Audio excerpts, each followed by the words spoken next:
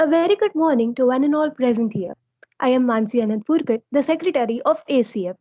I take immense pleasure to welcome you to this peer learning session on C++. We are extremely proud to have our speakers for the day, Grijo Jovi, Hayden Cordero, and Pakshal Ranawat. Our speakers have an experience in conducting successful workshops on GitHub, web development, and many more.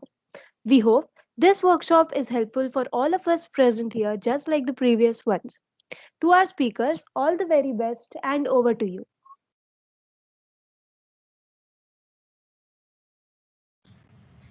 Good morning, guys. So, welcome to the workshop. I hope I'm audible. Uh, Yeah, Agree audible.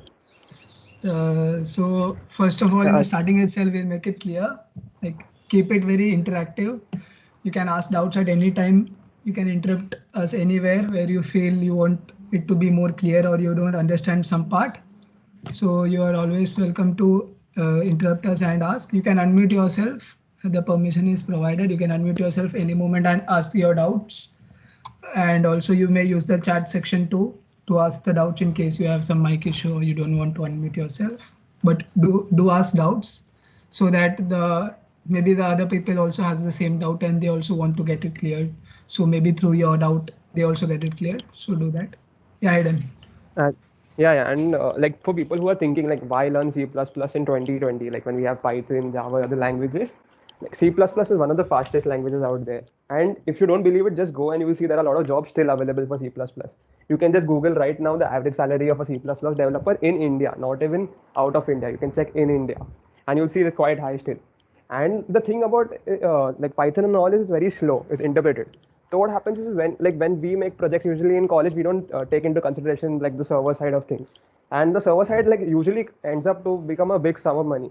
So what companies like rather prefer is use lightweight languages like C++ and all to write the backend. So what happens is in that cases servers and all the cost like for maintenance and running them becomes like significantly cheaper. Like if you take like a 4 GB RAM server, like currently if you take like a droplet, it easily costs you around $43. Imagine paying that every month just because you're running on Python. Like why not just use C++ and pay the developer a little more? Next thing is for all the competitive programmers out there, you all already know it. C++ is the most favorite language of all competitive programmers.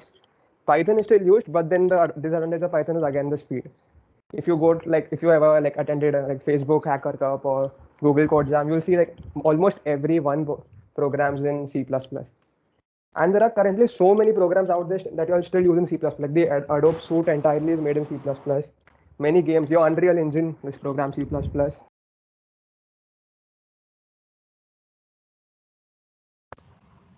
Hayden, please unmute.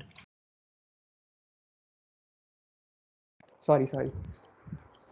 So for people like who are wondering why should I learn C++ in 2020, it's like see C++ is one of the fastest languages out there currently, and like people I know people out there who like Python, like but you can't do anything about that. Python is slow, and because of that, many companies still prefer writing their mainframes and backend in C++ because then it reduces the server cost.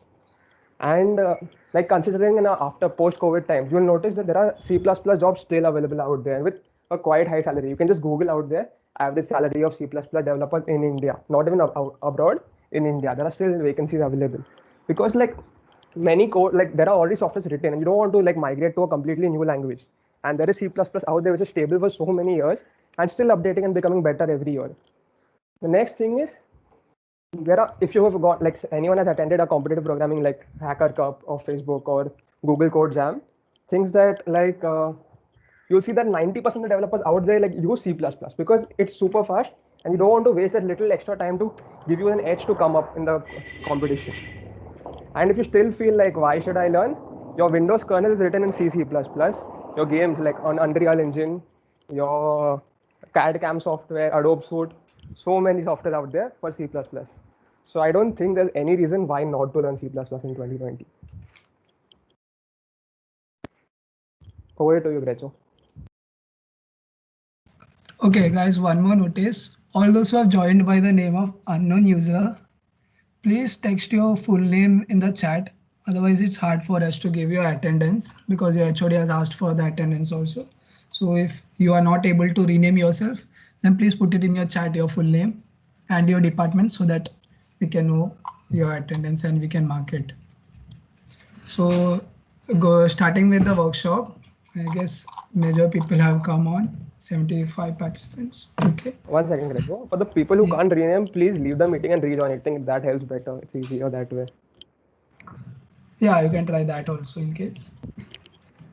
Okay, so basically starting with an introduction, what is C++? C++ was developed by Jan Strostrup. It was an extension to the C language. So the name C++, the plus plus is an increment operator. It was also in C. So the increment operator was added to C and it becomes C++. So it's like an updated version of C. And C++ gives the programmers a very high control over system resources and memory. It's a very fast language compared to Python or other languages. There were many updations to the C++ versions, and it was updated majorly in 2011, 2014, and 2017. So you can see that it's updated newly and it's very much new. So the C++ that when I was learning in my 11th standard, it was very old. It was not the newer versions. So we used to run it on Turbo C++ and all. But that is the older version of C++. C++ now is very much modified. It has many new libraries. It has many new functions, new data types and all. Like a latest addition to the data type was string, which earlier we used to write like a character array instead. There was no string data type. We used to write it as character array. So now there is a string data type directly and there are string manipulations, which makes it very much easier. Also, so why use C++? As Aidan also told, it is very popular. It has amazing speeds. It gives you edge in competitive programming and all. If you run the same code in Python and you run the same code in C++, the time it takes to run both the files is hugely different. There's a huge difference between both the times. So C++ is very fast. Even the new libraries in Python, which makes Python faster, the libraries like NumPy and all, are written in C++. So that's why they are faster even though it's running on Python. The compiling happens of that library in C++. So they are going back to C++ itself to get that fast speeds. And C++ brings object-oriented programming, which we will be taking deeply in this session. Object-oriented programming is a very modular and modern approach to programming, which makes it very much easier and much more efficient, reducing the time it takes to code and giving much more better speeds and lower development costs. It is multi-platform and portable. It's fun and easy to learn. The syntaxes are very easy, nothing much complicated. And also the usage is very wide, from core programming to even making graphical user interfaces, desktop programs, applications, as well as graphical applications. Everything can be done on C++ on its wide scope. It is very much similar to C# and Java because both of these are also object-oriented programming languages. So Java and C, so like learning Java is considered to be a bit difficult, but if you know the basics of C++ already, then switching to Java would be very much easier for you. So where to code C++? You can use any IDE. You may use code blocks, Dev C++. Turbo C++ is a bit old. It's a DOSBox emulated, so I don't support that much. But the newer IDEs like code blocks, Dev C++ and all you can use, or else you can use any text editor like even VS Code or any text editors like Sublime Text, even Notepad will do. And obviously you will. What I wanted to say here is when you're installing, please install the latest version because you will not be able to use many of the new features because then you will get errors. The compiler is MinGW. You can it's available if you Google for MinGW. It's MINGW, and you can Google for it and you can install that. And you may have in Windows you may have to set the path for this in the environment variable so that you can compile the code from your command prompt, or else it has to be run through the IDEs. Okay, and also so that, and in Linux it's very much easier. It's just sudo apt install. And so starting with the basic syntaxes. So do let me know about my speed if I am going faster or if you don't understand anything, and so you can interrupt anytime. You can unmute yourself and ask any doubt that you have before we move forward so that the doubt is cleared there itself and it is clear. Like we don't want to rush things, even if the time, we know there is time constraints, so we are covering the basic important things we are not going much deep into very smaller parts. We'll go overview types, but explaining everything properly and clearly. Later, anytime you can approach for online resources, the syntaxes, libraries, header files, everything you can Google it. Everything is available on the internet now. So starting with the, as we say in programming, the first thing is always hello world, starting with the hello world itself. So this is how a basic C++ program lies.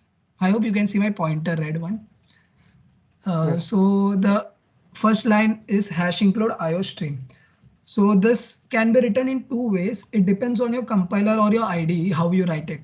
So like in Turbo C and all, it is written as hash include in this bracket iostream.h. Actually, this file is iostream.h, which is saved in your header file location in your compiler. So, but in the newer editions, it's just written iostream. You don't write the .h part. So depending on your compiler will give you an error if you write .h where it is not meant to be written. So you can know it that way. So VS Code and all, in that you write it directly like this. And this is a header file. Header file is like a library of pre-built functions. Like there are multiple header files. By default, there are some which come pre-built by the compiler. And later you can also expand new header files by getting it from outside and adding it to the location. So this header files, it's also a C++ program itself, but this extension is different. Yeah, the extensions of C++ files are .cpp. It offers C language with which you learned in SPA. It is .c. In C++, it's CPP. So the header files are of extension .h. And so it will have pre-built functions, the function definitions of all the functions that is included inside the header file. It is specified inside that file. So it is like you are in Python, you import the library, you say import numpy or you say import pandas. Similarly, you say hash include iostream, so the library is called. Then the next line is using namespace std. This for now you may not understand. It's an optional statement. It is the use of it is a bit difficult to understand actually why it is used. Like even if you skip it, you may see your program is working perfectly. It's because to say that in case you have different header files, if your program is too big and you have multiple header files, and then if there are multiple header files has the same definition, like it both has functions named as cout, so it will clash. So to specify it, you use this using namespace std. So if you don't put this here and you want to define the scope of the cout, you say here std : cout. That is to define that it is from the standard library. So even if you don't put it here for now in this code, it will work perfectly. Then is the main function. The main function is the key function in the whole C++ program. This is mandatory. You need to have a main function in your C++ program. So you can't skip this. The data return type may vary. Sometimes we use void. You can even use integer. And if you are using integer, you need to return. If you are using void, you may not return. So these both are interlinked with each other. Then cout is how we print something in that output. There are two commands, cout and cin. It is read as cout, and cin is there that we will see in the input. So cout is how you print the some string or a variable or anything. It's just like the print statement in Python. So this is how it is done, or the printf and scanf statements in C. This is cout and cin in C++. Also, you can use scanf. For that, you need to import that library of scanf in which it is present, and then you can use scanf and printf as well, because the C libraries are also available in C++ along with additional libraries. Like this is a new library. The stdlib that we used to use in C, it contains scanf and printf. So, and then after cout, you need to specify this operator. So it is the arrow key, which is a side arrow. You can find it in your keyboard above comma and full stop. If you press shift and then use the comma and full stop button, this operator is come. This is that operator. You need to use two of them. Cout, there is difference between the cin operator and cout operator. Cout operator is like this. It is an outward sign. It is pointing towards cout. And then you tell the string which you need to be printed. So this line will print a hello world. And similarly, next printout cout statement I have used. this is not a new line. So I'll make it clear. If you are using two different cout statements, those both statement won't come in two different lines. Like in Python, if you write two print statements, both the statements comes in two different lines. It's not like that in C++. This both will come together. So it will be like hello world exclamation. This is not a new line, together in a single line.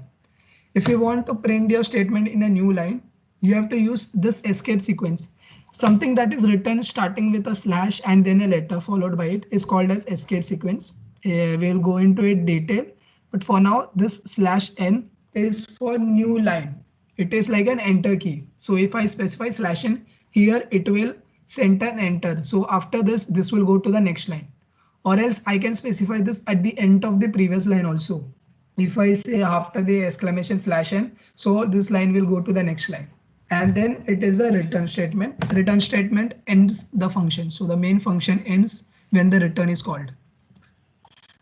Print statement. We saw a basic print statement.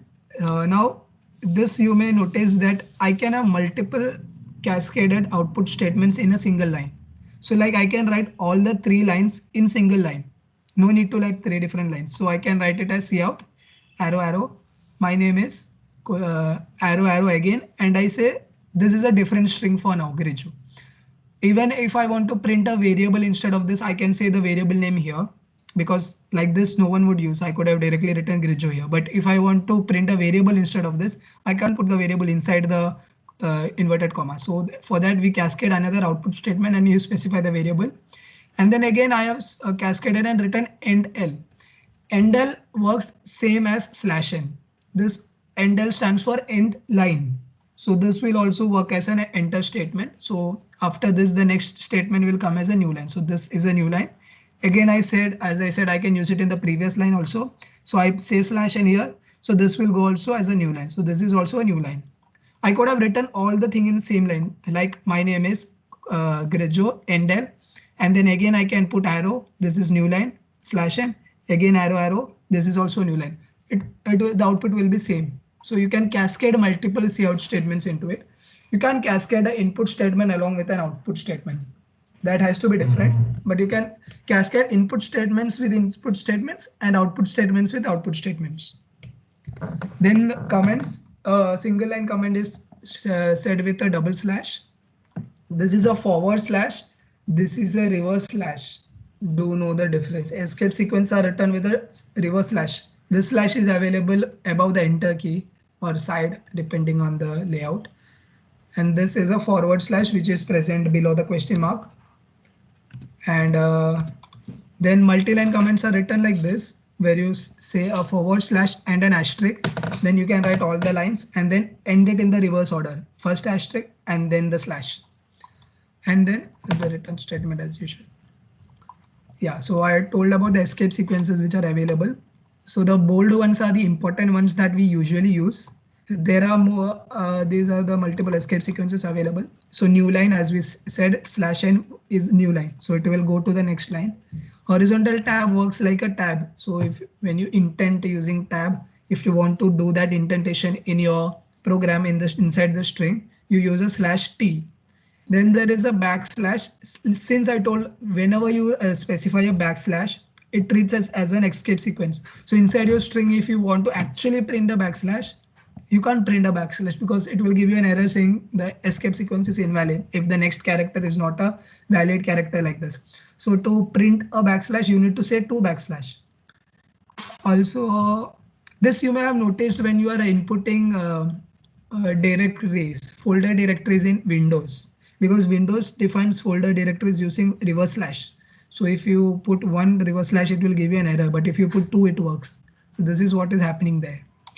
Then similarly for single quotation and double quotation, like to mention that it is a string, you use a quotation. So inside that, if you again put a quotation, it will break there. So if I put a quotation after name, then the string will end here and this will be abandoned. So it will give an error there.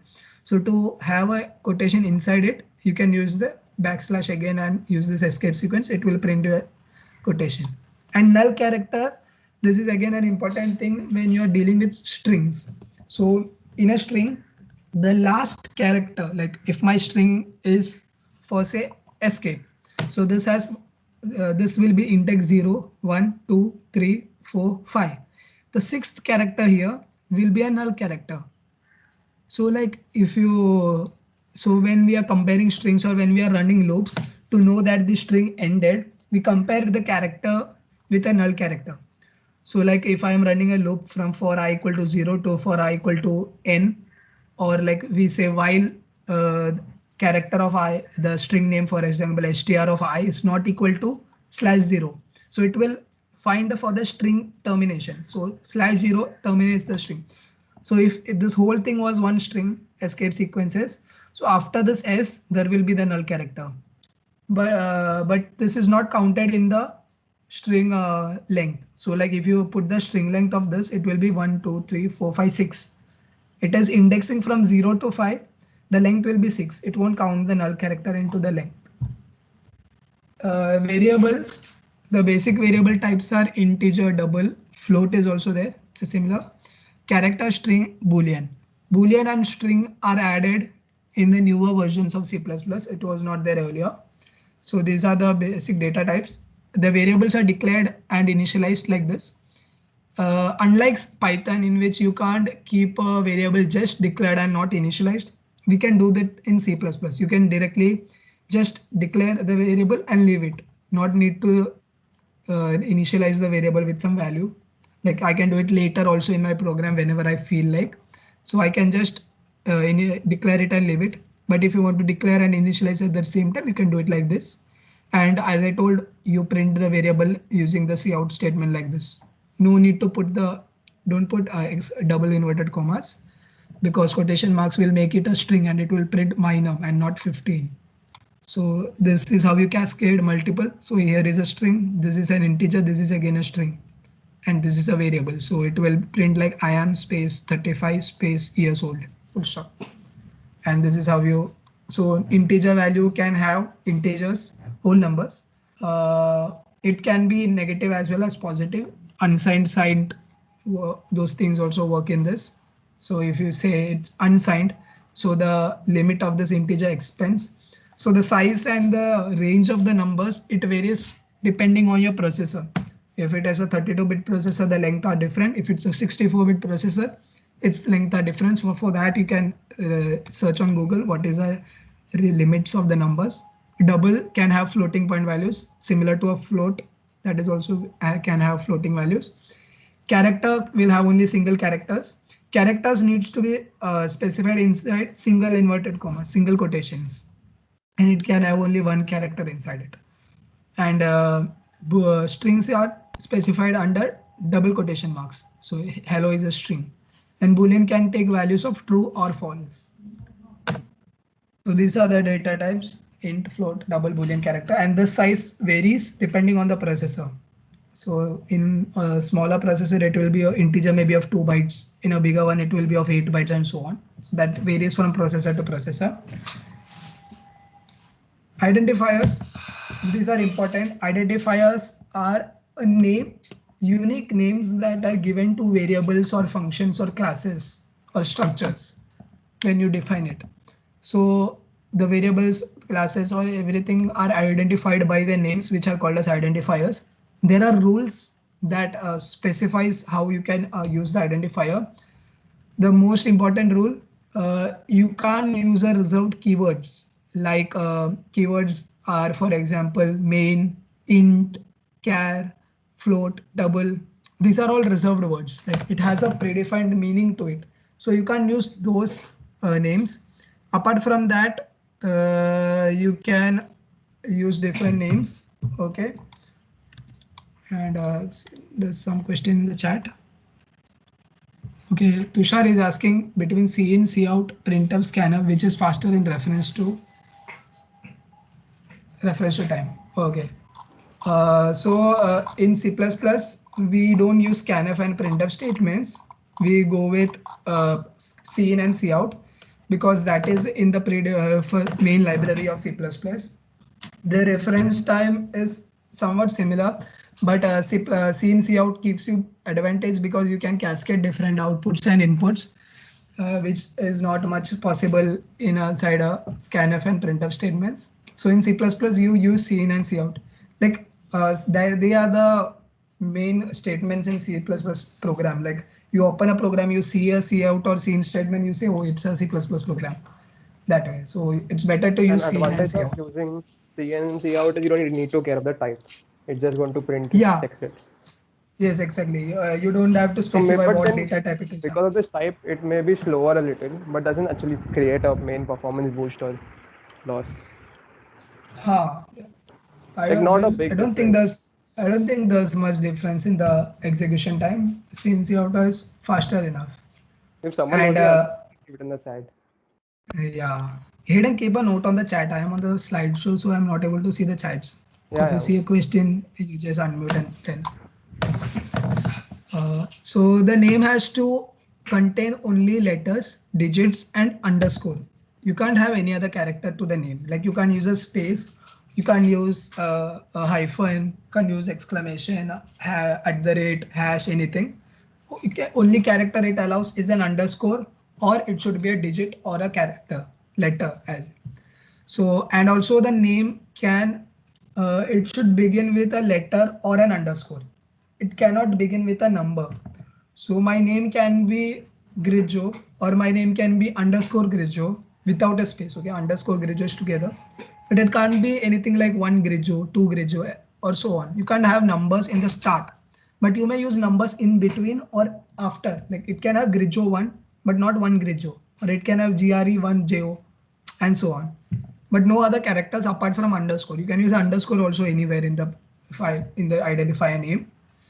Okay, and as a better practice, you can also follow the naming conventions like camel casing and all. That you can, it is common for all programming languages that you must be already aware of. And the names are case sensitive. So this is important. So in case sensitive, it is like myvar is different from myvar. See, this has a capital V, this has a small v. So these both are different. So if you specify at one place this and then you use this, it will give an error if this is not defined.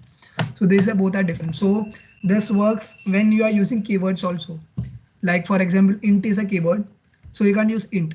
But if I put any one letter as capital, let's say I take capital INT or I say capital INT, that I can use because it is not a reserved keyword. Its case is different.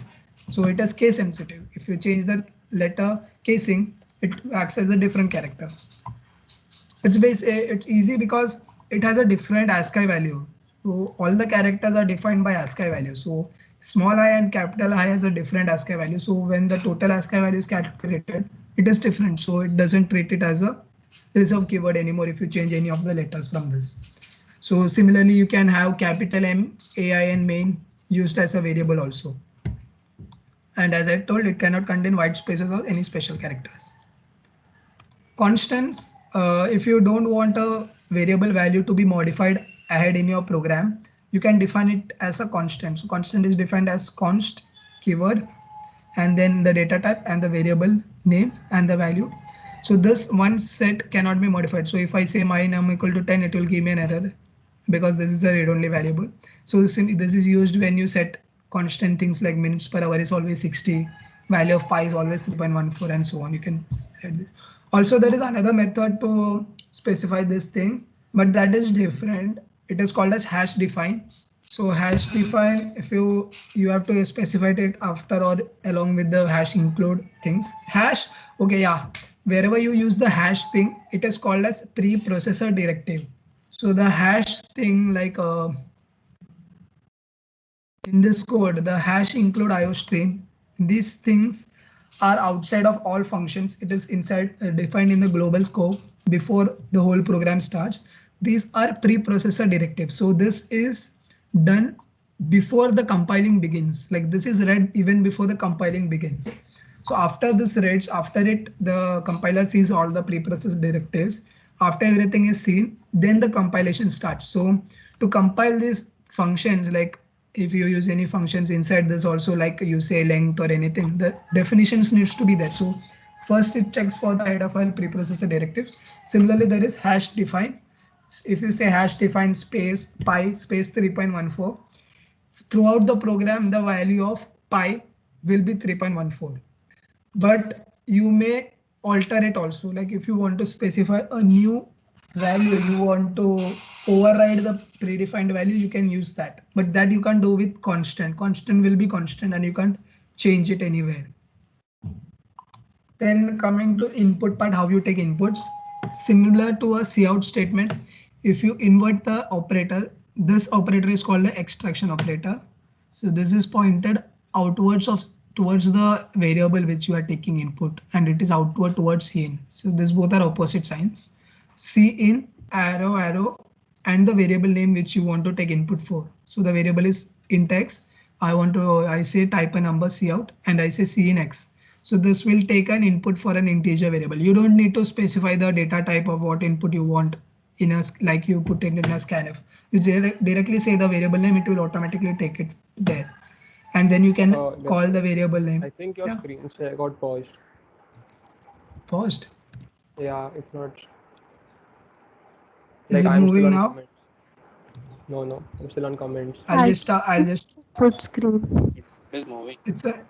It's moving, right? My pointer is moving. Yeah, it's Yeah, the pointer is moving. Hidden, I think some network issue with you. No, I like others also had it. Even Sneha got frozen. Yeah, even Wait, I'll just restart it. Yeah.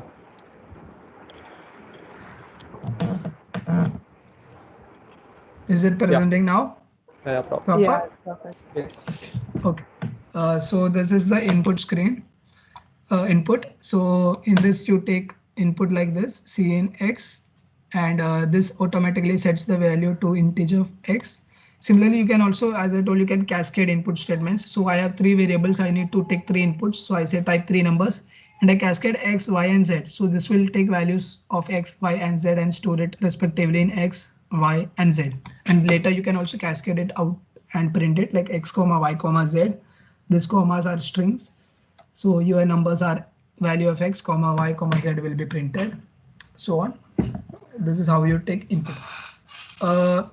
One thing to be noted is that if you are using it for string, so in string that I will tell later. So if you put a space like this x, y, z, usually how we put is we put the enter the value of x, then you put enter y, and then you press enter, and then you value of z, and then press enter again. But if you don't need to do that, you can also specify it in the same line with spaces. Space also acts like a termination. So if you say value of, let's say x is 1, y is 2, z is 3. So I say 1 space 2 space 3. It will be also treated as value of x as 1, value of x, y as 2, and value of z as 3. So you can use either enter or space. So this comes as an obstacle when you're dealing with strings. So for that, the solution I'll tell you. So there are some basic operators that you can use in C++. So arithmetic operators are plus, minus, multiplication, division. Modulus. Modulus returns you the division of the remainder. So like if you want to know the remainder, like if you want to check if some number is divisible by another number. So like when you are trying for even odd. So if you want to check if it is even, you say the number mod 2 equal to 0. You check that condition. So mod gives you the remainder. Division gives you the quotient. And then there is increment operator plus plus and decrement operator minus minus. These are not available in Python and other languages. So this is what it does is it increments the value of the variable that you specify. Let's say plus x. This will increment the value of x by 1. Minus x will decrement the value of x by 1, and so on. So and in this increment and decrement operators, there is something called as prefix and postfix. So prefix operators, this is a prefix operator because the operator is specified before the variable. A postfix operation would be when it is written as x plus plus. So it is a postfix, like it is after the variable name is specified, then the operator is specified. These both has different functioning. Plus x is different from x plus plus in this way. In plus x, what happens is this is equivalent to x equal to x plus 1. This plus operator is equivalent to x equal to x plus 1. So in plus x, what happens is the value of x is incremented first and then stored inside x. In x plus plus, the value of x is used first and then incremented and stored in X. So this you have to be make it clear, okay? In plus plus X, the value is incremented first and then used and stored. In X plus plus, the value is used first, then incremented and stored. Okay, so this acts differently when you are using it in loops and when you are using it in output statements and all. We have a program on it also, we'll explain you that. Then assignment operators are equal to is simple assignment, you set a value. Plus equal, there are shorthand, these are shorthand operators. So this is like this. So if you want to say x equal to x plus 3, you just say x equal to x plus equal to 3. This is also used in Python and all. Similarly for minus, multiplication, division, mod. And these are bitwise operators. Okay, so this AND is a bitwise AND, this is a bitwise OR, this is a bitwise XOR, this is a right shift, this is a left shift. So these works in binary values of the numbers you specified. So if you say 3, the binary equivalent of 3 is 1 1, and when you say right shift, it shifts the value y1, so it becomes 0 1 1 and so on. So it's a bitwise operator. And similarly, there are comparison operators. Equal to is how you check for equivalence. Not equal to, greater than, less than, greater than equal to, less than equal to. This everyone is clear of in it. Then there are logical operators. This is AND, this is OR, this is NOT. This AND is different from this AND. This was single AND, so it is a bitwise operator. This is a double AND, so this is an AND operation. AND, so it is like if there is a if statement before this, so it is like if x is less than 5 and x is less than 10, so both x has to be less than 5 and it has to be less than 10, this will always be false. And similarly there is OR, if x is less than 5 or x is less than 4, if then you say not, so the it will invert the output of this, so x is less than 5 and x is less than 10, not. So if this is false, it will become true.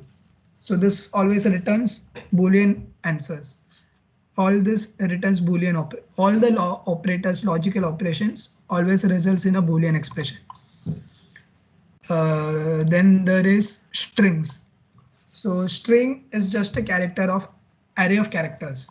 So as I told earlier, we used to specify strings like this character array. So this is character, it's an array of size 25 with the variable name greeting, and inside this the value hello is stored. So can someone say the difference between both these statements? I would like to have answers from the audience. Everyone is silent. Anyone?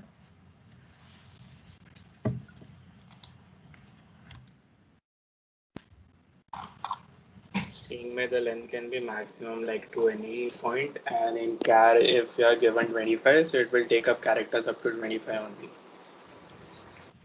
Yes, that is somewhat right. So the difference is in this, there are empty spaces. So this, since I told this character is a 25 length array, it will have 25 spaces already defined. So it will be like hello and then all null characters after, not null characters, it will be empty string.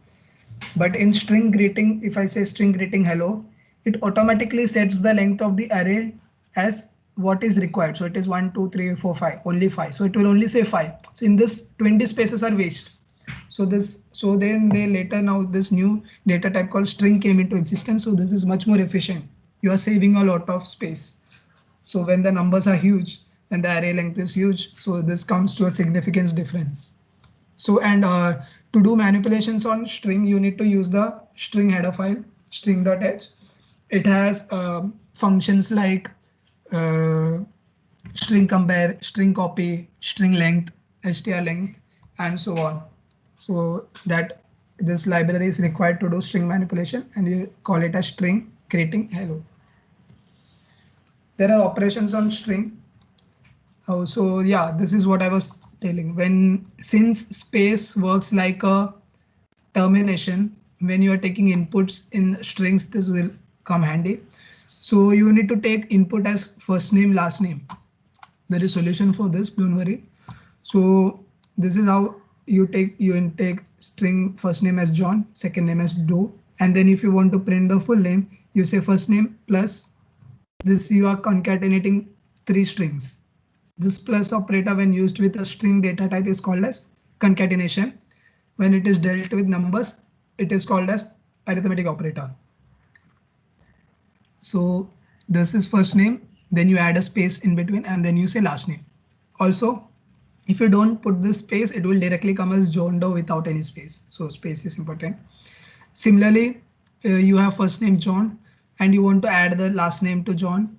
So you say last name is Doe and you say first name dot append last name. This will also give the same output. Like in this space is not there. If you want space, you need to specify space also here. So this will append the first name with the last name. So it will become John Doe. What is the difference between these two? Is again when we are speaking about time complexity, append is much faster than concatenation. So this will work faster. Also string, this is a if you want to know the length of the string, this is a new addition to C++, so you can use this. So you tell a string and then you tell the string name dot length, it will give you the length of the string. Earlier it was not available, so we had to use the function strlen bracket string name. So it is string length of that string. It is available inside the string.h file. Also, as I told, string is an array of characters. You can access the characters singularly using the array indexing. So this is how arrays are indexed. We'll talk about arrays later, so you'll know come to know about it much better. So it's easy. You just say the variable name and inside the square brackets you specify the index. So 0 will be the first index. So it is referring to h. So I am printing it, so it will print h. Similarly, if you want to modify something, so I am telling index 0 to be set as j. So from this, the first index will be set to j. So it will print me jello instead of hello. So you can modify strings like that. You can't concatenate integer with a string. In Python, you can do that. It will automatically typecast that string, but it doesn't happen in C++. So if you want to do this, you have to convert the integer into a string or a string into an integer, then do it. Also,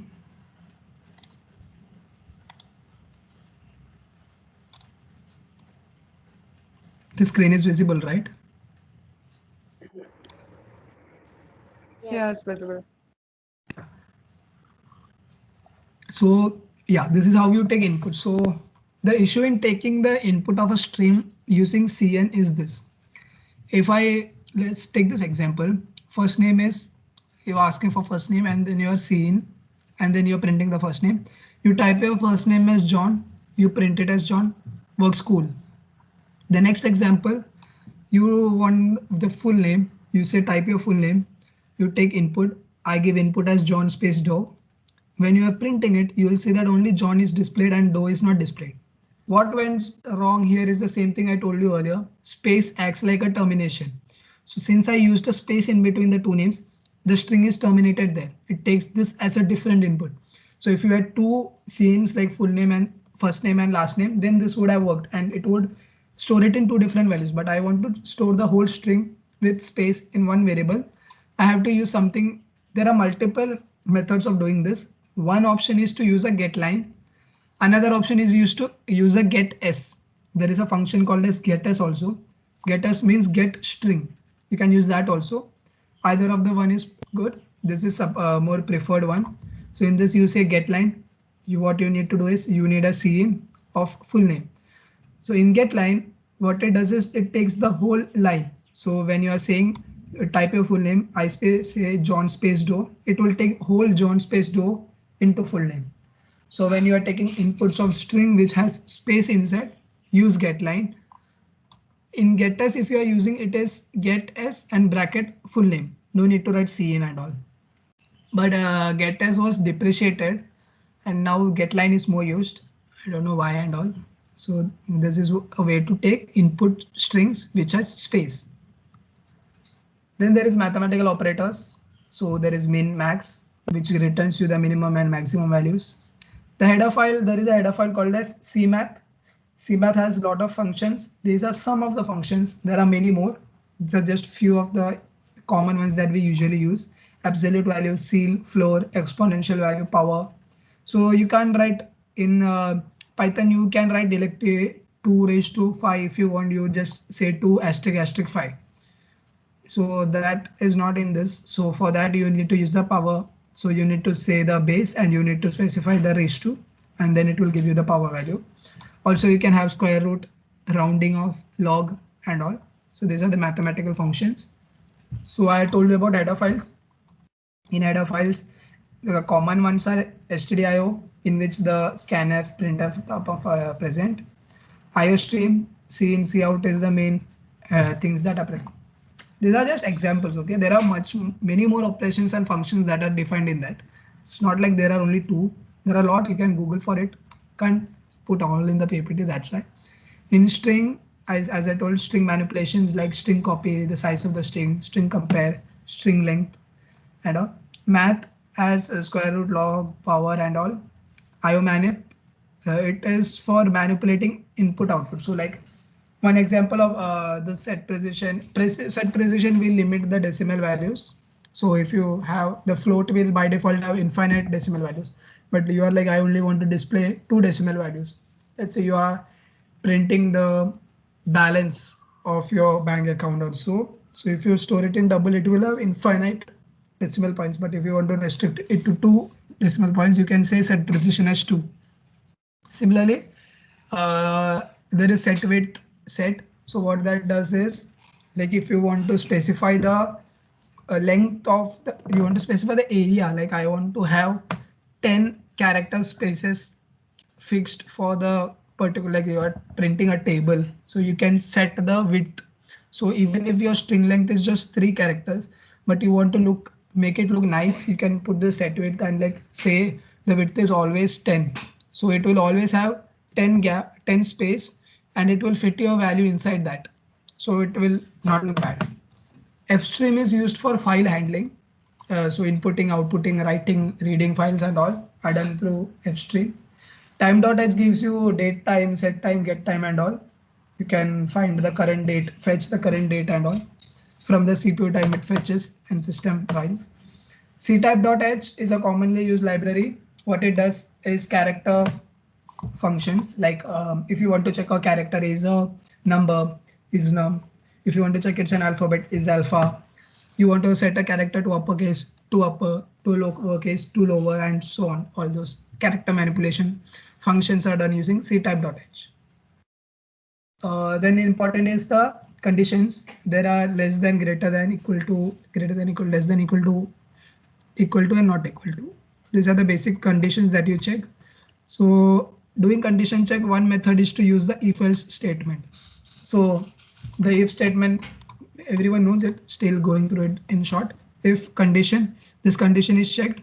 If it is true, it executes the set of block. If this goes false, it all goes to the else if block. The else if block is an optional block. If you want, you can put. If you don't want, you can skip it. But if you have an else if condition, it will check for the next condition. If it is true, it executes this block. If it is false, it goes to the next. You can have multiple else if statements also. You can have n number of else if statements. Then finally it will come to the else block. If all the if conditions are false, then it will execute this block. A basic if else condition, like there is only one if condition and there is an else block. The short thing can be done using a ternary operator. Ternary operator has 3 operands. So there is the condition first, true expression and false expression. This is done like this. So if it's a basic if else, like if time is less than 18, it is good day, else it is good evening. So this requires 1, 2, 3, 4, 5 lines, but I can write it in one line as result equal to condition time is less than 18, question mark, good day, colon, good evening. So condition, question mark, true, colon, false. Got it? That's how it works. Ternary operator. This is for one line execution, so you no need to write less. Like if you have a big conditions inside the if statement, then you have multiple statements inside the else also. So then you can use the if else, but if you want a one liner thing, you can use this. Then is switch case. Switch case is when you need to compare a value of one particular variable with multiple values. So like when you, for example, you are making a menu. When you are making a menu, what we usually do in Python and all, there's no switch case. So what we do is you write elif. So it's like if choice is 1, do this. If choice is 2, go to this. If choice is 3, go to this. That thing can be done using a switch case. So you just say switch choice, the variable which you need to keep compared, then cases. So case 1, case 2, case 3, so on. So if it checks for the value of the choice, if it is 1, it goes to case 1. If it is 2, it goes to case 2. If it goes to 3, it goes to case 3, and so on. Two important things in this is break. Break is mandatory. It's because if the condition, like you go into case 1, let's say our value came to be 1, so it goes to case 1. So it executes this set of codes inside this block. Then you need to say that, okay, I'm done executing, go out of the condition. So that's why we say break. Break is also used in loops. When we go to loops, there also you can see this. And then is the default. Default is like the else block. If none of the cases come true, then else default block is done. So you can't forget a break, because if you forget a break statement after the X, the set of codes inside the case X is done. If there is no break, it will also execute the code inside Y and so on until where you have specified a break. It will come out of the loop only when you say a break. So break is required to stop the execution of more code and case testing inside the block.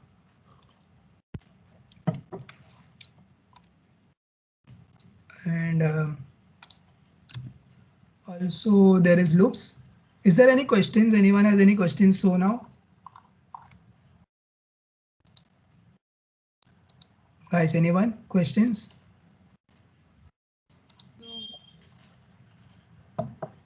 Okay. Oh, I hope you are understanding, right? It's clear, right? The things. Yes. Okay. So loops. In loops, there are majorly 3 loops: a while loop, a do while loop, and a for loop. So a while loop is like this. So you say while, you specify a condition that it needs to be checked every time. So in this case, it is like I set to 0. And the condition is until I is less than 5. Then you say give a set of block. This code will be executed until I is 5. So inside this, I am for this is basic. So I am just printing the value of I and saying /n. And then this is an important line. If I skip this line, this will end up in an infinite loop. The loop just goes on, and it will only keep on printing 0, 0, 0, 0, 0, and it never stops. So increment inside every loop has to have a modifier. So it can be either increment or it can be decrement. Not necessary it has to always increment by 1. You can increment it by 5, 10, anything, or even you can multiply the values and so on. But like it should have a condition that always checks after the certain iterations. Every time a code repeats itself, it is called an iteration. So in this the output will be like, it will I is 0, it checks if I is less than 5. It is less than 5, true. So it prints 0, I plus plus, so I turns to 1. Again goes 1, 2, 2 is printed, 3, 3 is printed, 4, 4 is printed, 5. When it comes to 5, this is false. So this code doesn't get executed, it jumps to the end of the while loop. So in a while loop, the condition is checked first and then iteration is done. Do while loop is the straight opposite of that. In do while loop, the iteration is done first and checked for the operation. So in this, it says I equal to 0, do, same block, and after the do, you say while I is less than 5.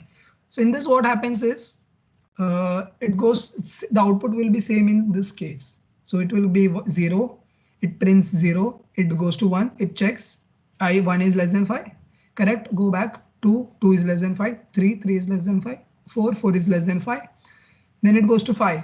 When it is 5, this falls, so it stops. So both our program gave you output as 0, 1, 2, 3, 4. I'll tell you a difference. Let's say the value of I was set as 10, and then the while loop is same. It says while I is less than 5. So 10 is less than 5 is false. So this while loop doesn't get executed. But if it was in this case, if I was 10 and you are checking 10 is less than 5, it is false. But this 2 will be executed. So 10 will be printed once and i's value will be 11, and then it stops. So now you know the difference between a do while and a while. So do will perform the task and then check for the condition. While it checks for the condition, then performs the task. And there is for. For is the what you say as it's a single line statement for loops. So how this works is, in this there are three statements. The first statement is executed only once. The second statement is executed every time. It's a condition statement. So every time the loop iterates, the condition is checked. The third is a modifier. So the increment, decrement, whatever manipulation you are doing with the loop variable is done in the third statement. So the example would be like this. Same while loop that we had written earlier is written here. It is int I equal to 0. Condition is I is less than 5 and I'm telling I plus plus. So this code works like this. When the for is starting, it sets I equal to 0. It goes, it prints I. It comes back. It again checks the condition I is less than 5. True. And it also increments I plus plus. The increment is done first, then the condition is checked. So it will be 0, I plus plus, condition, print, I plus plus, condition, and so on the loop works. The break and continue. Break I told you earlier in the switch case, it is same. It can be also used inside a loop to break out of the loop. So this both code are same, only difference is here break is used, here continue is used. I'll tell you the difference between the both. In case of the break statement, the output will be like it will print 0, it will print 1, it will print 2, it will print 3. Then it goes to this and it says to be true. When it comes to 4, I is 4, I say break. So the loop stops here completely. So my output in this case is 0, 1, 2, 3, stop.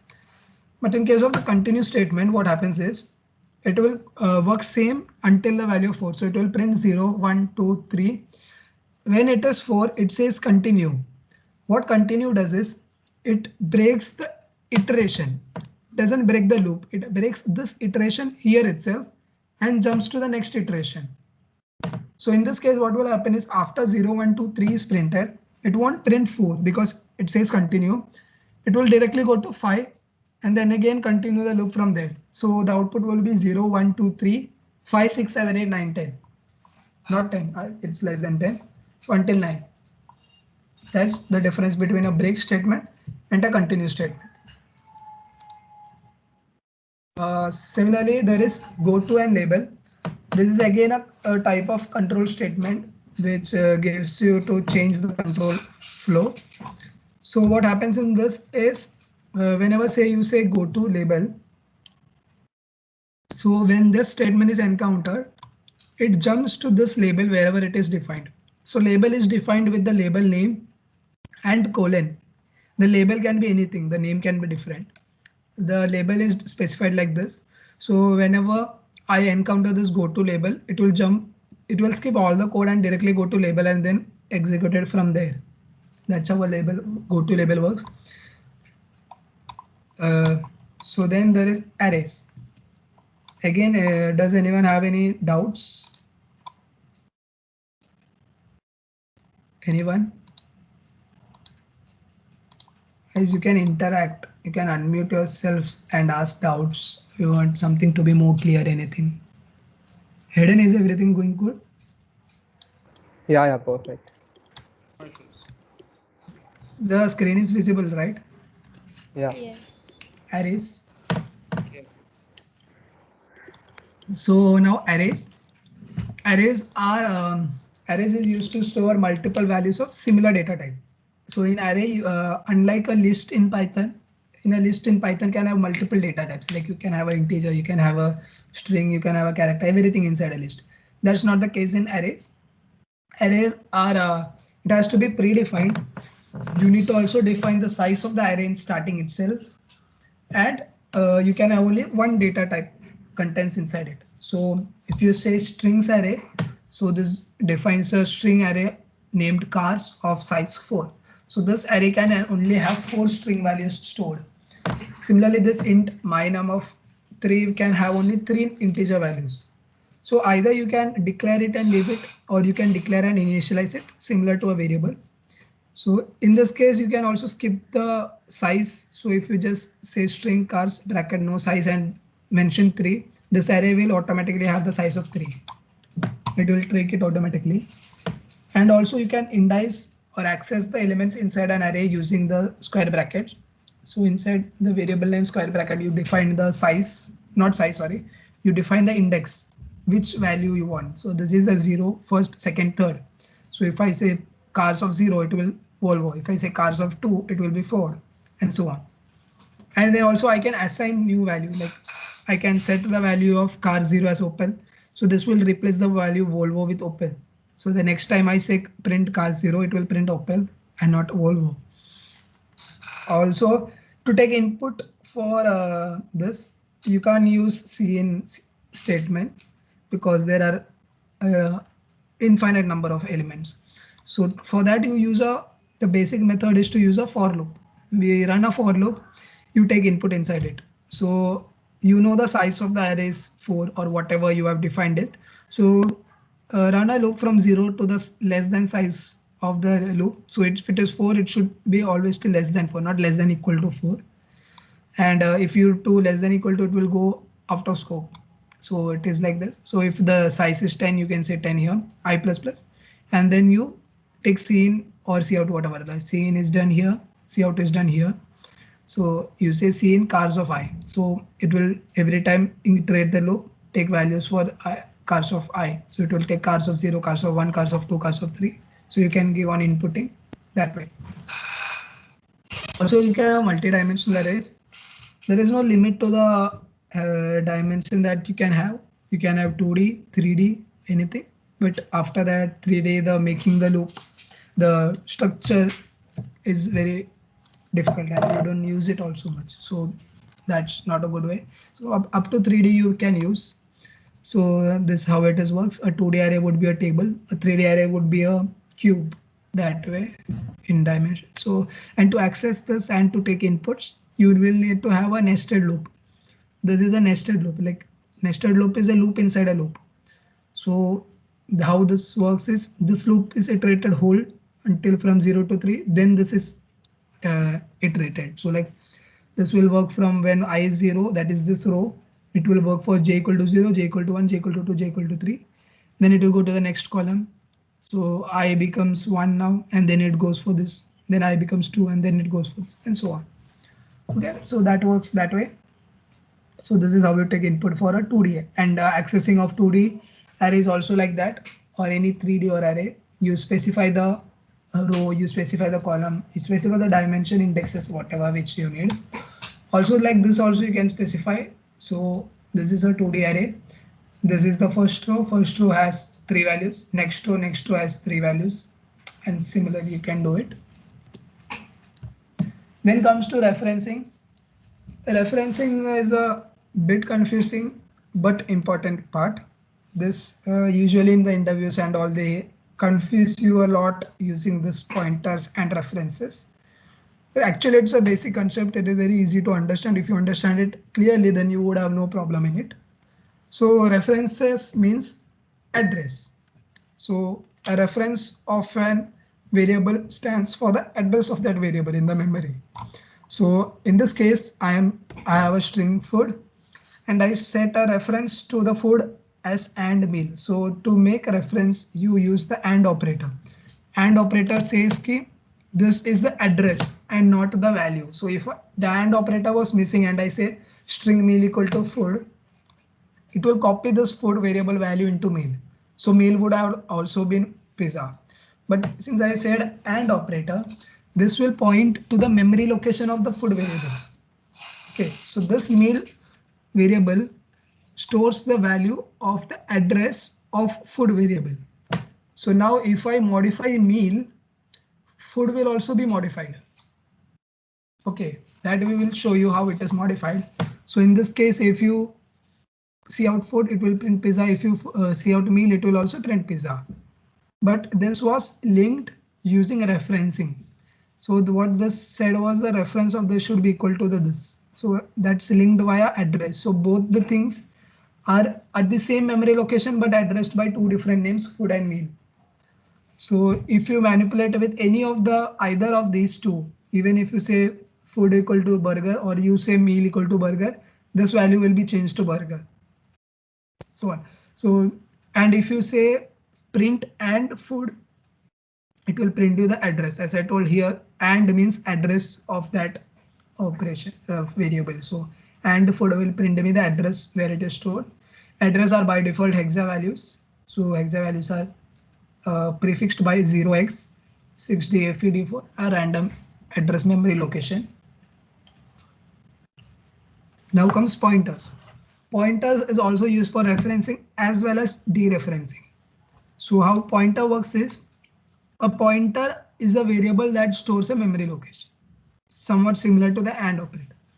AND operator was different. It was not a variable or a data type. It was just a you are linking this food to meal via address. It was like that. In this is different. This is making a pointer, and I am storing this pointer should store the address of food. So whenever I can do manipulation also through this pointer, like I can call the address and do manipulations. So if I output food, it will print me pizza. If I output and food, it will print me the address of the location. Similarly, if I say print PTR, it will also print me the same address as that of food. Okay, that's how pointers work. And also declarations can be either way. You can have string star my string, string space star my string, string space star space my string. It's all the same until and unless the star leads to a pointer.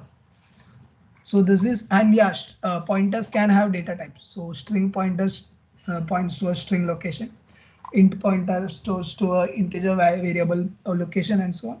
Also, you can have a void pointer that can store anything. So the data type of the pointer doesn't actually matter much, but that's how you specify it. So you can even use a void pointer if you don't know what location you are going to specify. And then there is dereferencing. So this is how you referenced. This we saw in the last slide, that you reference the value of food variable to pointer, this pointer. And then if you print pointer, it prints you the address. Now what if you want to again go back to the value, like I want the value or I want to change the value, I want to print the value or something. So then you again put a star and you say PTR. So this star PTR was address. Now again if I put star PTR, it goes back to the value. So if I put star star PTR, it would print me the address again. And if it was star star star PTR, it would again print me the value. So this way it can be cascaded multiple times. So such questions are always asked in the exams or like such competitive exams or quizzes. They give you questions like this and they ask you what is the output of the program. And then they will use lot of pointers. Basically using pointers are too confusing. So keep the concept very clear because this can go a bit confusing. Is it clear how pointers referencing and dereferencing is done? Should I make it clear much better, or you understood?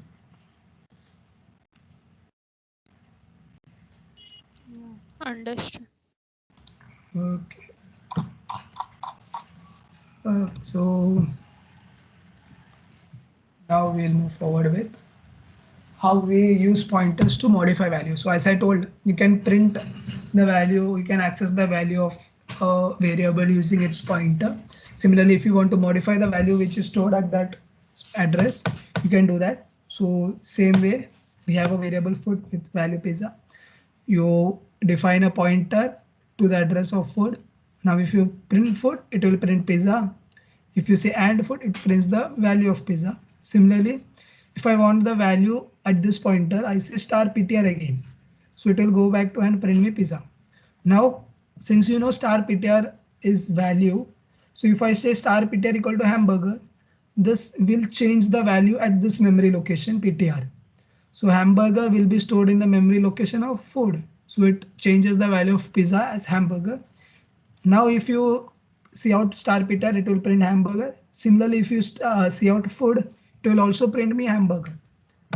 So that is the difference. Like referencing is when you deal with memory locations. So in memory locations, the value, if you modify the memory value is modified there itself. But in there is something called as pass by value that will explain in functions. So in pass by value, the value, a copy is dealt. The value is only dealt, not the memory location. Okay. So yeah, one important part of C++ is the functions. So function is a block of code which can be run only when it is called. It doesn't run on its own. Yeah, there is constructors that run on its own, but that's a different case. Functions are, that is also called actually. So functions are run only when it is called, and you can use functions n number of times. So this works to modularity. So this is how a basic function is. You specify the return type of the function, you specify the name of the function, and then inside the block you can say the function code. So a small function would be like void is a data type, which means empty. So void won't return anything, and if it is int, it will return an integer value. If it is string, it will return a string value. If it is double, it will return a double value, and so on. So this function is void my function, and you have to just print I just got executed. So inside the main I can call it n number of times. So I have called it twice, my function, my function. So this will print I just got executed twice. That is how a function works. Okay, so can anyone tell me the difference between both these codes? The red bordered code and the green bordered code. Return type integer है, एक में return type void है. नहीं, दोनों का void है. Anyone? Guys, यार unmute करके can interact, or else it becomes a boring session again. I think Joel's in the previous. Declaration of the function. About Yes. the function. If it doesn't find, it will be an error. Call something I don't know. Yes, that's correct. So the declaration is the issue in this case. So as you know, C++ works from a top to bottom approach, line by line. So this code works like int main. First this line is executed, then this is executed. So it will say my function, I don't know what is my function. So this gives me an error. So for that, the thing is you need to specify the function definitions before the main function. So usually in a C++ program, the main function is the last function in the program. Or else there's another method that you declare the function, like it is like telling the compiler starting itself like I have a function named as my function in my program. So then the compiler will know, okay, there is a function named as my function. I will check for that function. So in this case, it won't give an error because I declared that there is a function called as my function. Then I said my main, and then later after the main, I can declare the my function anywhere I want. Not declare, define the function. So there is difference between definition and declaration. This is a declaration. This is a definition. Definition is where you specify what the function does. Declaration is just saying there is a function. One thing that you need to always take care is the return type, function name, and the parameters. We go to parameters. So if there is any parameters inside the function, this should match exactly same with this. Only semicolon can be different. Rest everything has to be same as in the definition and in a declaration. Like if you change any return type, if you say here int and you say here void, it's an error again. It has to be exact same, because then there is function overloading concept that allows you to have multiple functions with the same name. So for that it has to be exactly same. So this is one method. Or else if you don't want to do the declaration, you are like I don't want to write an extra line, then define the function before the main. So declare it here. Define the function, whole function should go here and the whole main function will come after that. That way also you can avoid this error. So parameters and arguments.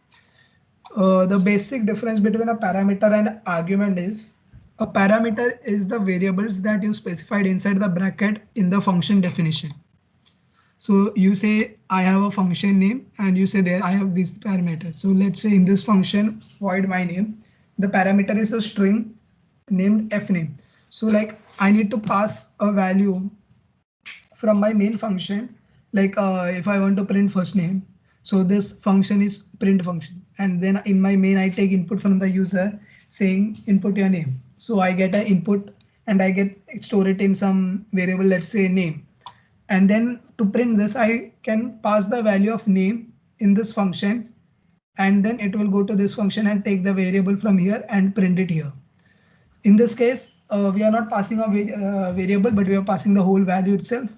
So this this has to be matching. Okay, so like this is asking for a string, you can pass an integer here, it will give you an error.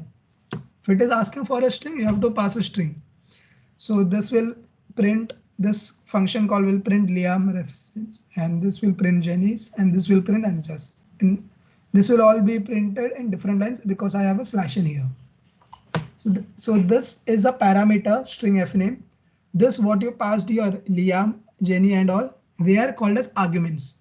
So the data which is passed when you are calling the function is called as argument, and the variable which is used when you are defining the function is called as parameter. Also, you can have a default parameters. Yes. So in this case, you can't skip this thing. Like if I say just my function and bracket, that will also give me an error because he's like, this doesn't match my definition. It has to have a string.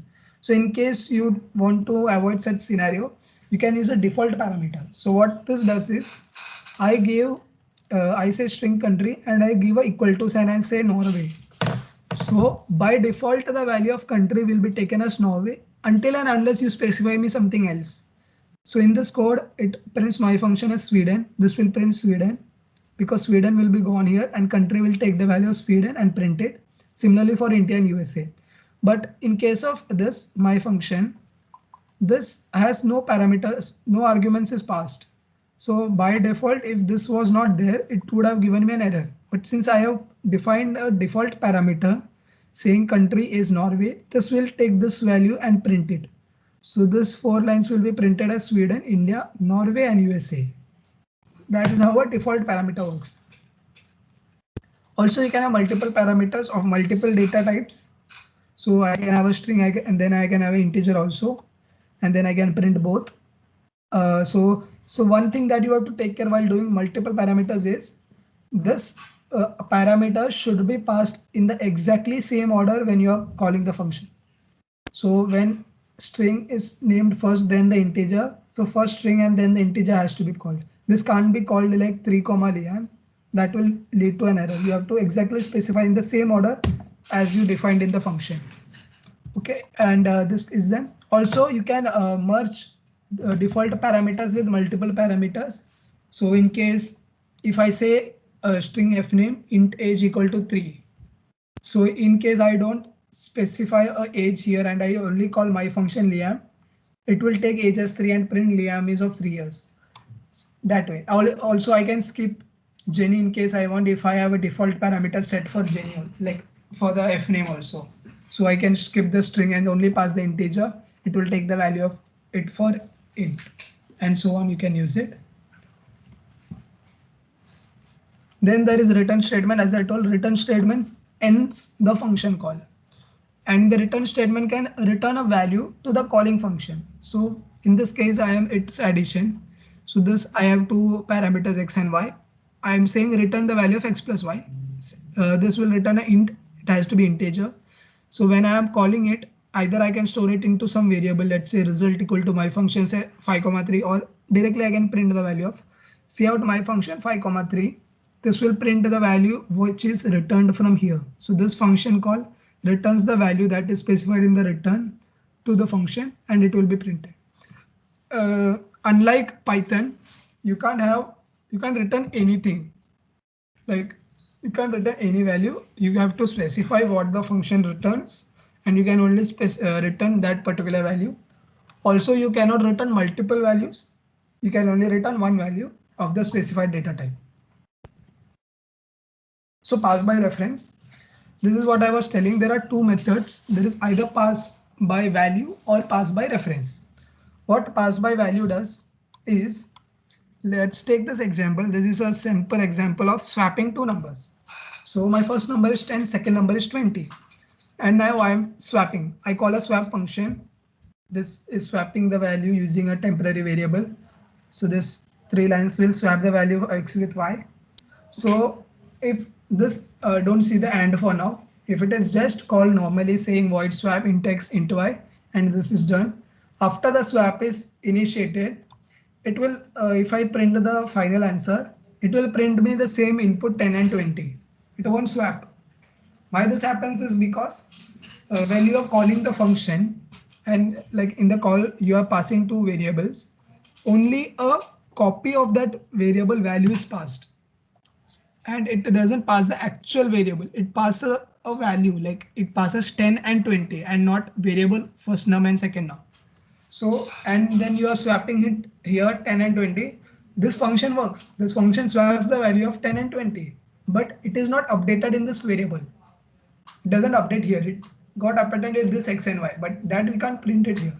So for that, you send the value by reference.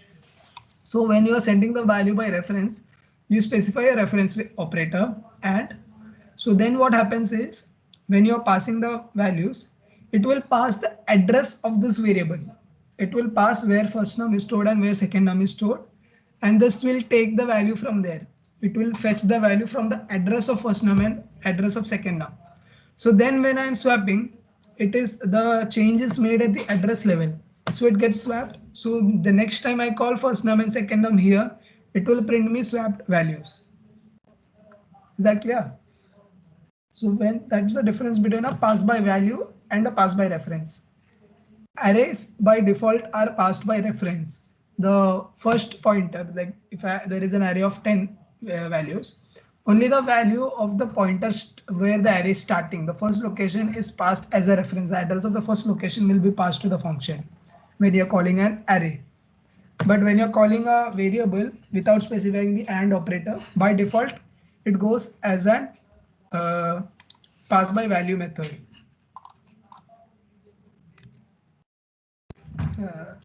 Then we have function overloading. So function overloading, what it does is you can have multiple functions with the same name.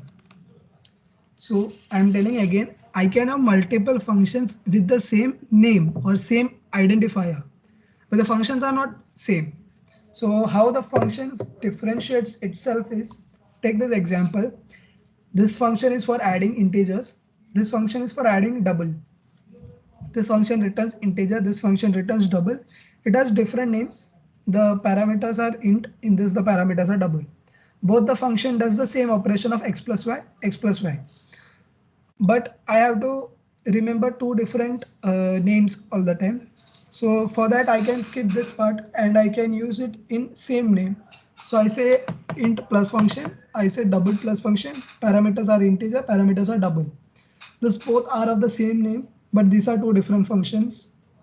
This is accepted as far as the return type or the parameters are different, or the number of parameters are different. I can even have a function that adds 2 integers and another function that can add 3 integers. So that can be two different functions but with the same name.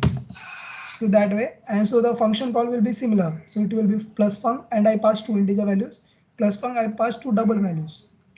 So that way this works, and the return type will be integer and double in these two cases. This is called as function overloading. This is a concept of OOPS. When we learn the concept of OOPS, this falls under polymorphism. What polymorphism can be explained later. This is a part of polymorphism. Also, there is another concept which is called as function overriding. OVRRIDING. Overriding and overloading are completely different concepts. So this is again a interview question or an exam question that they confuse you. They ask you the difference between what is function overloading and what is function overriding. These are called asked usually. So this also you need to be very clear with what is the difference. Recursion, I don't think I need to explain. It's similar in all programming languages. As you know, the function call and everything. A recursive function is a function that is called inside the same function. So this is factorial function. Inside the factorial, I am again calling factorial function. So this is a recursion. Then there is something called as structures. This is something different that you get to see in C++. So what a structure does, it's also in C. Yeah, any doubt? Yes. Yeah. What is overriding? Can you explain that in short? Yeah, I'm going to cover function overriding in OOPS concepts. For now, Okay, I've just explained overloading. I'll explain overriding in the OOPS when we take polymorphism. Surely, it's there in part of the syllabus. So structures are a set of code which can have, like, as you know, in an array you can store values of multiple data types. You can only have values of same data type. So then you use a structure. What structure does is it is very much similar to a class, but with a difference that structures can't have functions inside them or methods inside them. It can only have variables. So in this case, structure person, the person can have multiple attributes, like he has a name, age, salary. Now I can create multiple objects of this structure and use it multiple times. So I can call it like this, person P1, or even I can have a array, like I say person P array of like 10 size. So it will be like 10 different persons. And I can individually call those people, like, so if it is case of P1, I say P1 dot name, I is 50 P2 dot name, and so on. Whatever objects are there, you can access the elements using the dot operator. Dot operator calls for the internal attribute of this object. The calling is similar in case of a class also. Class is also called using dot operator. So this way you can have multiple objects. So you don't need to, like, otherwise if you don't use a structure, you will need to have multiple variables, like you say name1, name2, name3, and so on. That becomes very hectic and the code is very inefficient. So for that you combine the whole thing into one object and then you use this entity n number of times. And then we come to the most important part of this session, that is OOPS. OOPS stands for Object Oriented Programming System. So there is another method, that is procedural programming, that happens in C and other older languages. OOPS is supported in C++, Java and all. So what object oriented programming does is it uses objects. The name itself says it uses objects. So what objects is like, it makes the code split into multiple parts or multiple blocks into classes, structures, functions and all. And you can use repeatedly the same block so that you don't have to rewrite those functions. So what the advantages are, it is faster and easier to execute. Like you don't have to repeat the codes, you don't have to write long codes, the codes become shorter, so the development time is reduced. It makes the structure of the program very clear, like it will be modular. Say everyone says these days modularity. So it's modular code. So it is very clear, like, okay, this block does this does this, and so on. So this reduces repeated codes. Like you don't have to repeat the codes. You can directly specify one class and use it n number of times. Reusability of code and helps reduces development time. Security can be achieved due to the abstraction methods. Abstraction is again a concept in OOPS that also we are covering. Like you can have data abstraction, or you can have the access specifiers that are used.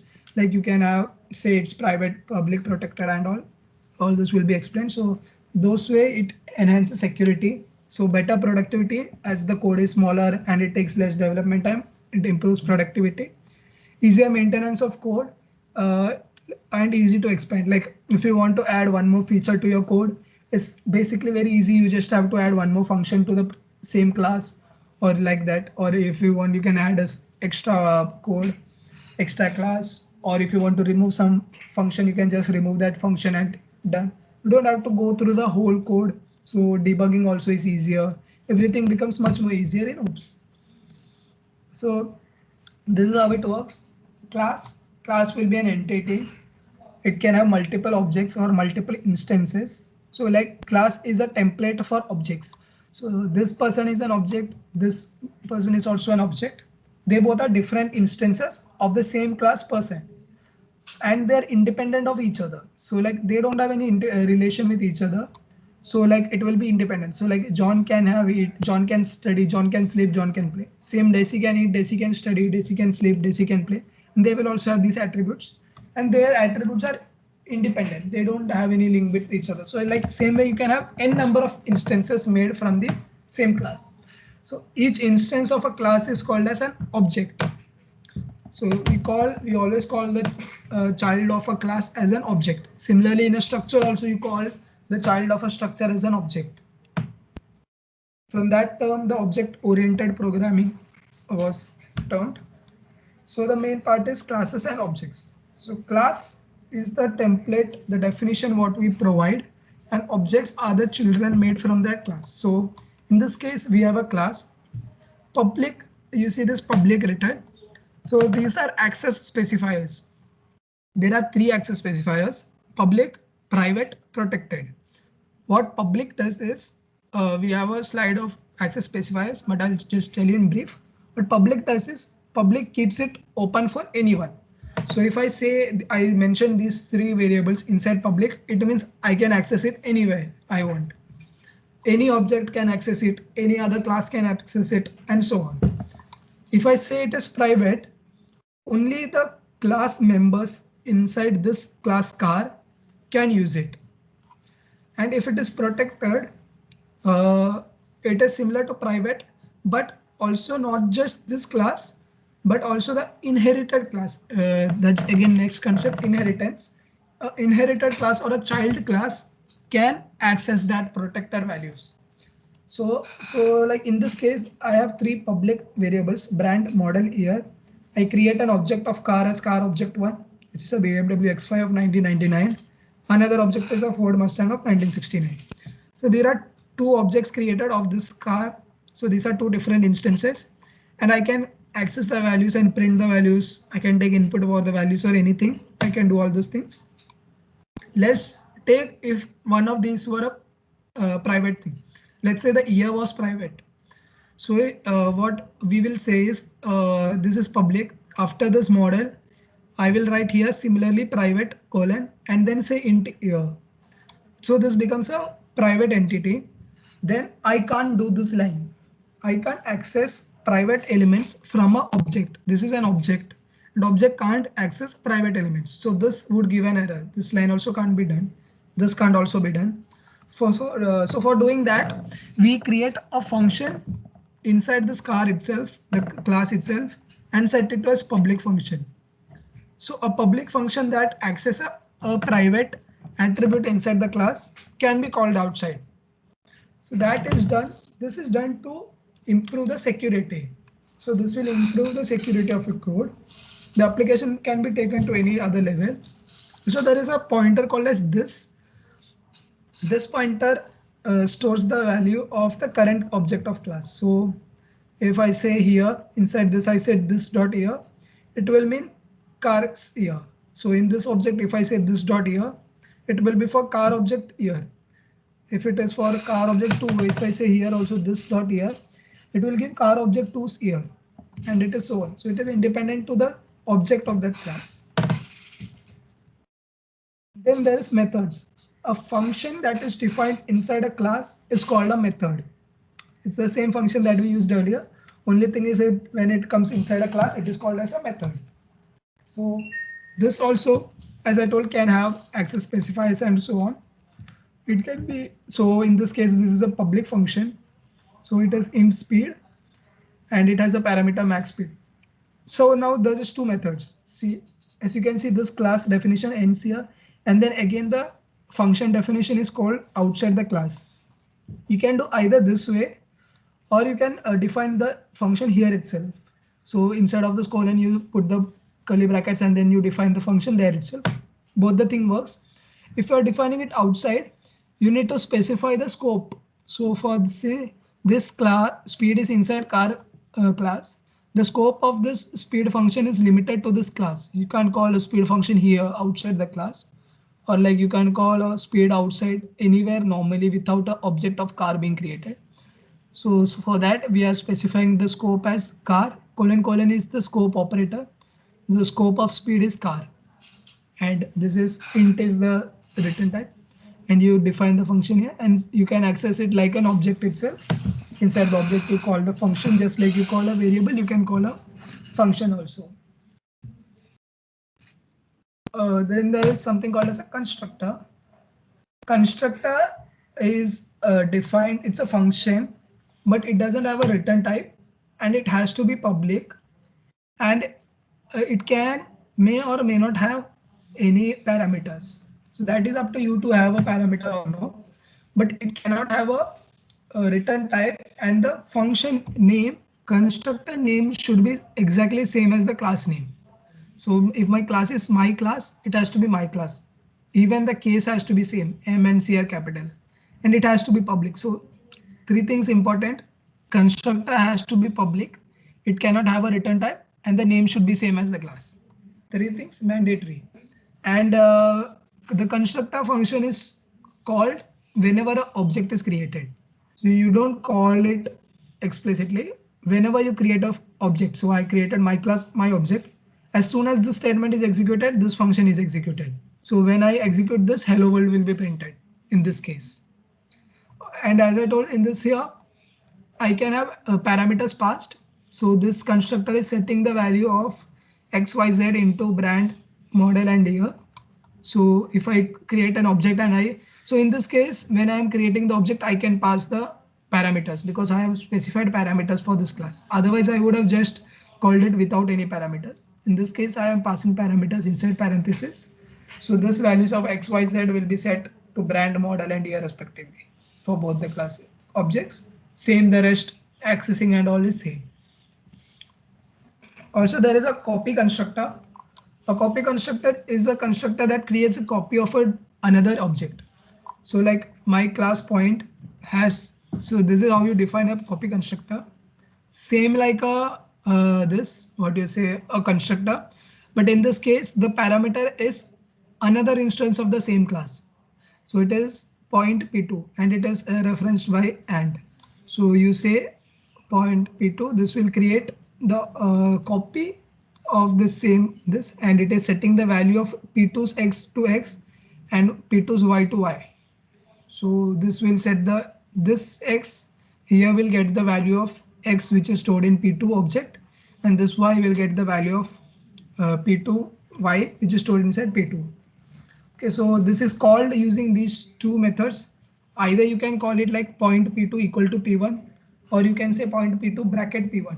So this P1 and this P1 is the object that you want to copy into your new object P2.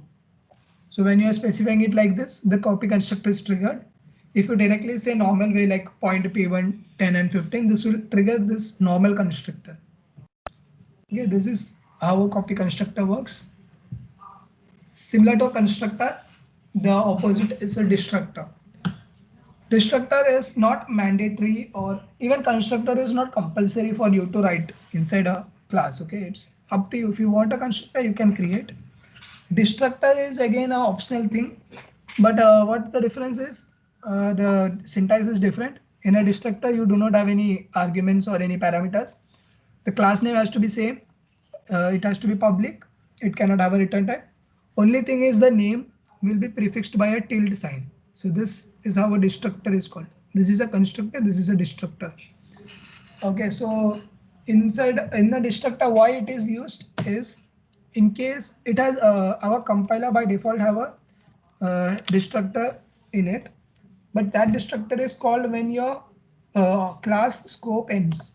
So if your scope is in global, the class is specified outside the main function, it is a global class. So the object will be deleted when the whole program ends. But if you are, and it will delete all the instance of the object. But in case if you are specifying or creating a explicit memory location, like in this case, we are explicitly calling a memory location S, and you are accessing this address location. So this will create n number of copies of this pointer and link it to different memory locations. So the memory locations are all used. So then you need to release this memory location also. Otherwise, your memory is wasted. So then you use a destructor which will delete. This is how a destructor definition is. You use a delete keyword. It's a keyword delete, and it releases the location of S. So this S memory location which was specified for any object of this class will be deleted. So when this is called, it will be called when the function ends, if it is inside a function. If it is global, it will be called when the program ends. Or if it is local, like if it is inside another block, in case of a nested thing also, it will be called when that block ends. Or you can explicitly call something as delete and say ki delete this at this particular point of time. So this is how a destructor works. Access specifies, as I told, there are three: public, private, protected. Public members can be accessible anywhere outside the class. Objects can access, everyone can access. Inherited classes can also access. Private members cannot be accessed outside the class. So in this case, this y is a private attribute. So this y cannot be accessed like this by an object. Even though the object is of this class, it can access a private member. This members can be accessed only inside this class block, not outside the scope of it. And then there is protected. Protected we will see when we come to inheritance. Protected is used there. And by default, if you don't specify any of these, you don't specify it is public, then by default it is private. So like before specifying something is public, I just write int z. So it will be private by default. If you want to make it public, you have to specify it to be public. So by default, all members are private. Rajat, there's a question for you in the chat.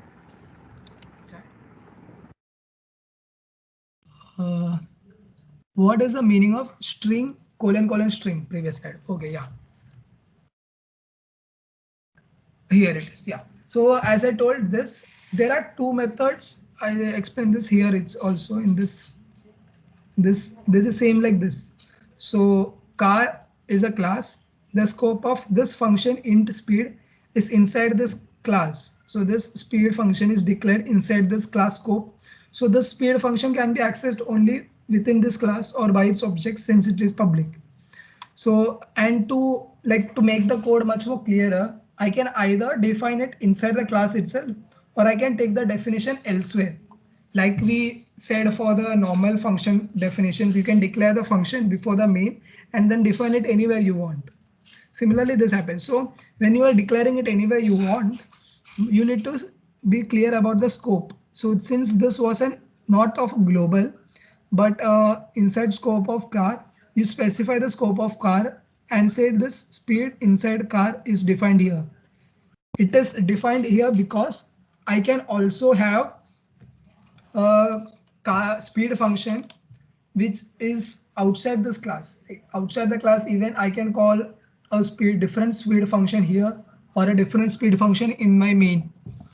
So to differentiate it between both that functions, since this will be called a local function because it is inside some blocks. So it is a local function. So to differentiate it between a local and global function, this car specifier is there. Similarly, in the case you asked, here string : string is used.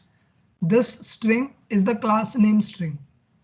This string is the constructor function string. So this constructor is again a function, so with no return type. So this is string : string. So this constructor has the scope inside this string class. That is what this means. Is it clear now? Got it. Cool. So I was done with access. So nested class. So nested things are anything can be nested. A function can be nested, a class can be nested, a structure can be nested, or anything can be nested. So when array can be nested with another array inside it and so on. Loop is nested, a for loop inside a for loop. Nested is that when you have, so nested class is like when you have a class inside another class. I have a class enclosing class. It has a it has a nested class nested inside this class itself. So the scope of this class would be restricted to this class. So this class object can be called through object of this class. So this works like a member of this class. So since it is under private, this class will be a private. Since this variable is again private, this variable stays private. This function also stays private. So this the private access is inherited into these. So and the nested class can access private members of enclosing class. So since I told private members cannot be accessed outside the class, but can be accessed by inside class. So inside the class, anyone can access private members. So this nested class can also access the X value here, can be accessed here. So this is how it has worked. So So this function, what it is doing is it is passing this class E. And okay, this you must be thinking what this arrow is. Arrows are used when you are dealing with memory locations. So in this case, the class was passed as a pointer. So this what does is it will create an object of enclosing class named as E, and the location of that memory is passed to this function. So this would be like I am declaring a object as E, and I'm sending the address of that E to this function. Now this function has the access to whole of the object E. Now object E can have multiple elements. For in this case there is only X, but I can have int X, character Y, string Z, and any number of members. So how will I call a particular member from inside that memory location? This is memory I am talking about, not object as a whole. If it was object as a whole, you would have directly written e.x, e.y, e.z. But when I am dealing with memory, I need to use arrows to say in this location point to the X. So this will find me the value of X from the location of E. So like to move inside a memory location, you use this arrows. So from E, I want to get the variable X wherever it is pointed. So that is how this arrow works. And this is our nest. So here the nested class ends, and here the enclosed class ends, and then you can have the function as usual. So this is the main concept of hoops. There are basically, I think, Hayden, what do you say? Can we continue after the break, or should I complete Yeah, I this think and that's go to break? no, we'll give them a break and then we'll continue. Right here, it will take time to complete hoops. Yeah. Don't rush with hoops.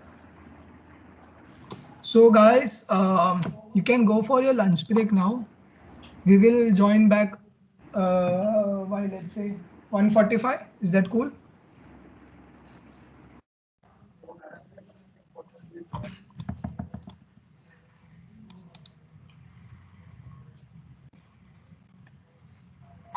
(2 o'clock). 1:45 or 2? I think 2 o'clock. Yeah, okay, cool.